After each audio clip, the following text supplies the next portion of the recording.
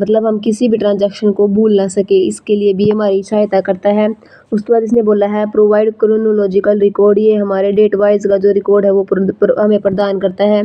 Easy to locate a transaction when needed, जब कोई भी लेन देन होती है उसको, मतलब जब भी हम किसी भी लेन देन के बारे में कोई भी आसानी से पता लगा सकते हैं जब हमें ज़रूरत होती है। प्रोवाइड नरेशन फॉर एक्सप्लेनेशन, हर एक रिकॉर्ड, हर एक ट्रांजैक्शन के बाद उसके बारे में कोई एंट्री हुई है, एंट्री के बाद उसकी एक नरेशन होती है, नरेशन उसको डिफाइन करती है कि ट्रांजैक्शन किस प्रकार की है, मतलब किससे रिलेटेड कोई भी ट्रांजैक्शन है उसके बारे में। उसके बाद इसने बोला है facilitate cross checking for ledger account, जो हमारी खाता भाई उसकी क्रॉस चेकिंग के लिए भी हमें ये सुविधा प्रदान करती है। अभी है हमारी limitations of a journal, not possible to record ledger number of transaction, इसकी क्या सीमा है, इसमें ज़्यादा रिकॉर्ड करने की, मतलब ज़्यादा जो ट्रांजैक्शंस हो तो उसमें रिकॉर्ड करना पॉसिबल नहीं होता।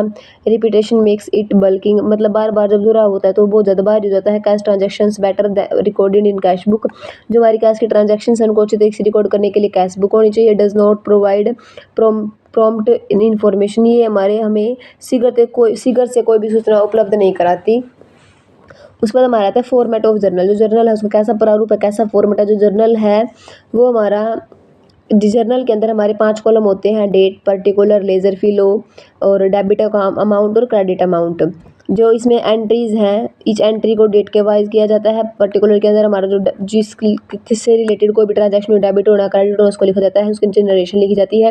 लेजर फिलो के अंदर हम जो लेजर का हमारा पेज नंबर होता है वो लिखते हैं, और डेबिट और क्रेडिट अमाउंट के अंदर जिस राशि को डेबिट करना है वो डेबिट वाले कॉलम में, और जिससे राशि को क्रेडिट करना है वो क्रेडिट वाले कॉलम में होती है। उसके बाद हमारे हैं रूल ऑफ जर्नलिज्म, ये हमने पिछले चैप्टर में डबल एंट्री सिस्टम में भी किए थे कि जब भी हम कोई चीज़ भी को डेबिट या क्रेडिट करने के कोई फिक्स रूल होते हैं।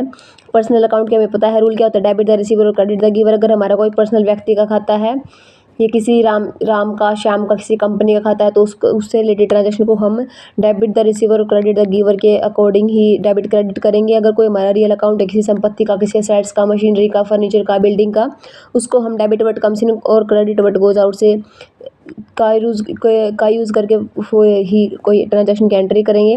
नॉमिनल अकाउंट, अगर हमारा कोई एक्सपेंसेस है, सैलरी का, रेंट का, तो इसे हम कमीशन है, तो इन सभी को हम नॉमिनल अकाउंट के अंदर डालते हैं। ये हमारी नॉमिनल ट्रांजैक्शंस होती है, इसके अकॉर्डिंग ही हम इसका रूल फॉलो करेंगे।